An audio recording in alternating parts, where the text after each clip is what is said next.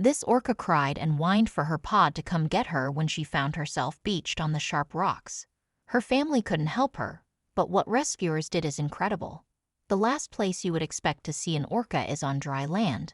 But that was what Eric Keem found when he went to investigate strange sounds he heard while sailing the seas around British Columbia early one July morning in 2015.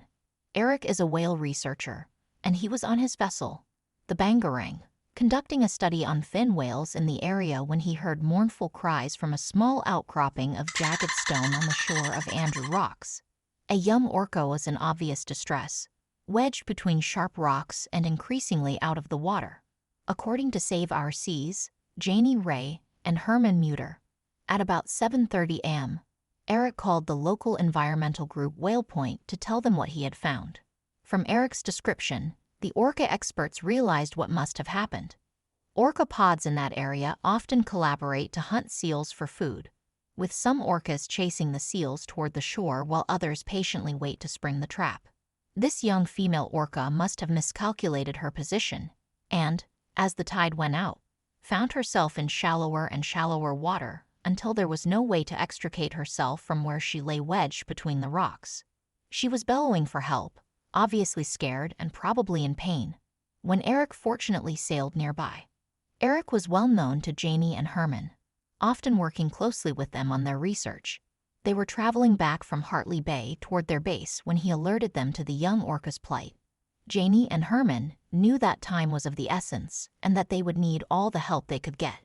As they raced north to join Eric in Squally Channel, they also contacted JICAT Guardians at Hartley Bay and Fisheries and Oceans Canada, GFO, both marine organizations, to alert them to the young orca's desperate situation.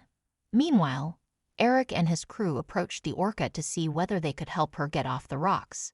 They did not get too close to her at first to avoid startling her and causing her to hurt herself while possibly trying to get away. The reality of the situation was that if they had tried to lift her off the rocks or pull her, they would have injured her very badly because the rocks were covered in barnacles, which could have cut her skin. As it was, she was bleeding a little from her pectoral area and her tail. At the arrival of Janie and Herman, Eric learned that John Ford and Paul Cottrell of DFO had given guidance over satellite phone to keep the orca cool and wet until the tide rose once more, at which time she would be able to free herself. The tide, however, would not rise again for another 8 hours, and so the marathon rescue began. When they first approached her, the orca was obviously anxious about what their intentions might be. To be trapped and in discomfort and surrounded by humans must have been pretty scary for a young killer whale. Her breathing was quick and shallow, and gravity was obviously making it harder for her. Eric ingeniously put together a makeshift water pump from a hose and some duct tape and went to the backside of the island, where he worked the pump for Herman, who used the hose to soak the orca with cooling seawater. All of the rescuers soaked sheets in seawater and placed these gently along the length of the orca's body. As they worked, the rescuers noticed that the orca's cries were quieting down and her breathing was becoming calmer. It seemed the humans had won the orca's trust as they were the ones comforting her while her own family could only stay in the waters nearby and call to her. The rescuers took turns to pump the seawater over the young orca and to replace the sheets covering her with freshly seawater-dipped, cooler sheets. They could see that the orca calf's dorsal fin was getting dry, so they used a pillowcase from Eric's boat to wet with seawater and cover the fin. All morning, the weather had fortunately been gray and overcast. However, as the sun rose to its zenith at noon, the cloud cover dispersed and the heat of the day began in earnest. Everyone worked tirelessly to keep the orca cool and wet, working in shifts. The humans carefully took care of the orca as if she had a fever, replacing the drier, warmer coverings with cooler, wetter ones and all the time dousing her with seawater from the pump, making sure she would not dry out from the heat of the sun. The rescuers could not help thinking how bad things might have been for the young female orca had Eric not heard her cries. Until this point, the rescuers had not placed anything over the orca's head as they did not want her to panic. Her sight suddenly taken away, she could have felt even more vulnerable. However, the fierceness of the sun made it absolutely necessary to protect the orca's delicate skin from the heat and dryness. Janie describes how she watched one of the team approach the orca, inching his way slowly into the water in front of her head and delicately placing a wet, cool sheet over her head, taking great care not to cover her blowhole. This orca's youth and relatively small size were in her favor. She was only 9 years old. The average life expectancy in the wild is between 30 and 50 years, and around 7,000 pounds, 3,175 kilograms, in weight. True, this is the weight of your average hippopotamus or rhinoceros, or 7 cows if you can visualize that better. But a fully grown male can weigh up to 16,000 pounds, 7,257 kilograms. Had this beached orca been older and bigger, the pressure on her lungs would have been greater, and she may well not have lived until the next tide. The water pump eventually broke. There was no fixing it, no matter how much duct tape Eric used. This could have been a devastating blow, but just at that moment, the sea began to rise again. After a total of 9 exhausting hours, the tide had risen sufficiently for the rescuers to begin the process of setting the young orca free. They removed the sheets from her body and head and the pillowcase from her dorsal fin.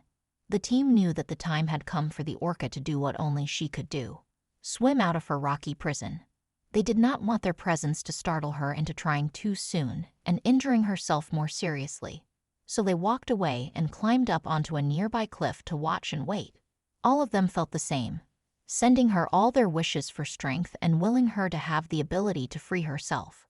The water level slowly began to creep up the young orca's body until it covered her. As it happened, she began to cry out once more. This vocalization seemed different. Perhaps it was excitement that soon she could be released. Yet, she continued to lie there. She would occasionally lift her tail, but she was making no attempt to swim. Her rescuers were becoming worried. They wondered if something was wrong. Perhaps she was more badly injured than they had thought. Maybe she was too drained from her long ordeal to make this one last gargantuan push to escape. They realized then that they only needed to trust the orca calf's natural instincts. By moving her tail, she had been testing the depth of the water. When she knew that it was safe and that she would not risk harm, she suddenly struck out in 2 huge thrusts. Free of the rocks, she sped through the sea. From where they stood watching from their boats and on the rocks all around her, human rescuers screamed, "You go, girl," and cheered in exhilaration and relief. They had done it. It had taken more than 9 hours of hard work and tender care, but they had managed to keep the young orca alive and well until she could return to her pod once more. Eric had placed a hydrophone into the water and was able to play the rescue as the orca's song. As she vocalized over and over, calling for a response from her family, for a while her voice was the only one.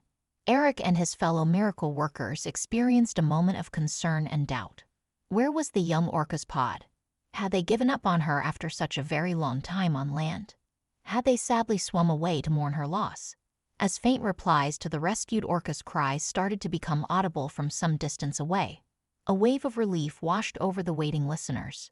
The young female evidently heard her family's replies too, as she swam in the direction of their transient calls, speeding away in joy and the thrill of release.